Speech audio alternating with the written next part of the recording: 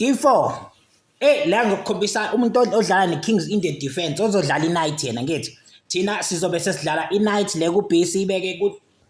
ku C3 just ukuthi sokwazi ucontrol icenter aphushe uG6 ukuze afake ibishop lakhe because siyazi iKings Indian Defence bafuna ukufaka ibishop lapha bese khansela kuqala so uzophushisa ipawn ecenter E4 because usekunika ithuba lokuthi ucontrol icenter early iKings Indian Defence kuyakudedela mawudlala uwhite ukuthi usheshe uthole lamapiece amapawn amabili ecenter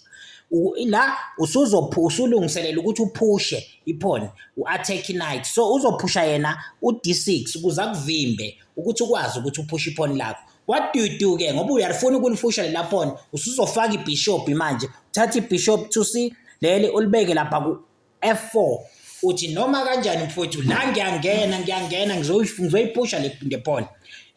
akukho kuthena angakwenza so uzoqhubeka neplan lakhe lokuthi ufuna ukufaka ibishop akhasele Kings Indian Defence idlalwa njalo uzothi bayifaka ibishop asizukunika ke ithuba lokuthi alokhuze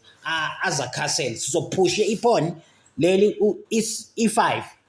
senze kuyi-attack manje leya knight sithi noma kanjani so ipawn lelade liphushile yena ebenzela ukuzivimba kodwa manje sikalisebenzisa ngokuthi adle ngoba edlile sesizodla nathi ngani sizodla ngepawn still sa-attack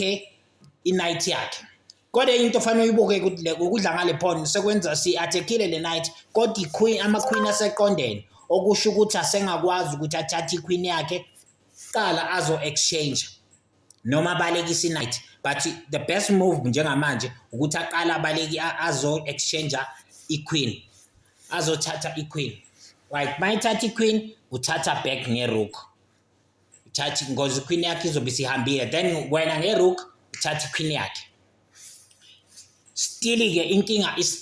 asabhekene nayo ileyo ukuthi i-knight yakhe is still under attack yabo so kumele abalekise i-knight yabo asuse i-knight because mayingayisusi kusho ukuthi uzoyidla uzomove i-knight ayibeke lapha ku H5 uyayibona ukuthi le knight ngoba ibeke H5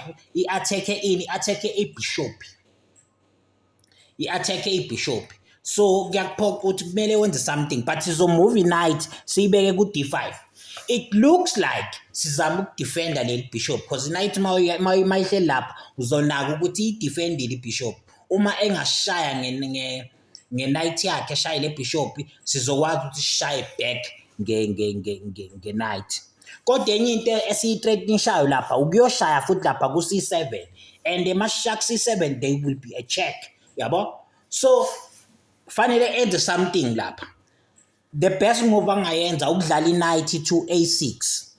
mayisusa i-knight ayisa ku A6 enye into sekumele ubukeke ibhodi manje ibhodi lithini mali kanje le knight idefendile lento le pawn esifuna ukulishaya kodwa look at your bishop ku F5 yabo ngoba yikho i-knight ngapha awuyibekanga kuleli side elingapha ibishop yakhe ivulelekile ngoba i-knight kuba uyibeke ngapha ngabe ibishop yakho ayikhona ukuyoshaya le knight ngoba uyibeke la ku D5 iyakwazi ukuthi uthathe ibishop ushaye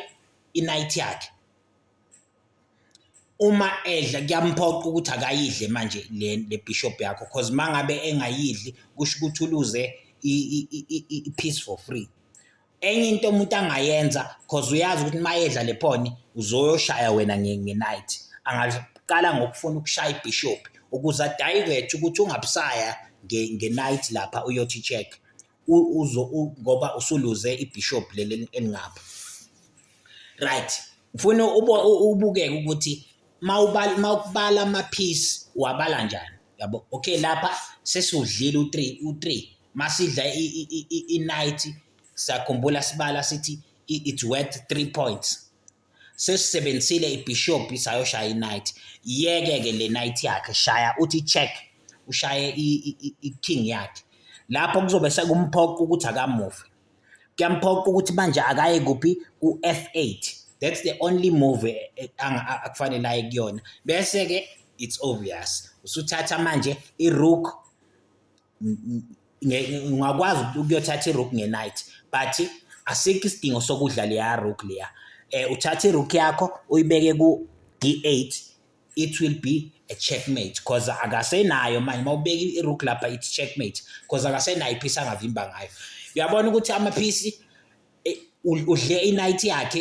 i-knight yakhe ngebishop, wadla ibishop lakho nge-knight. Bungakwazi ukudla i-knight yakhe, ungakwazi futhi ukuthi njengamanje ususa i-knight yakho uyoshaya irook. But okubalulekile masidlala i-chess ukuthi uwine i-game by checkmate, yabo. So ama-piece they are less important.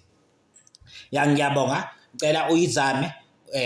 uphinde futhi ubuye kule channel, sizokufundisa ngesiZulu nje ukuthi idlalwa kanjani i-chess, different openings, u-improve kwi-game yakho because i-chess uyi-improve ngokuthi ufunde.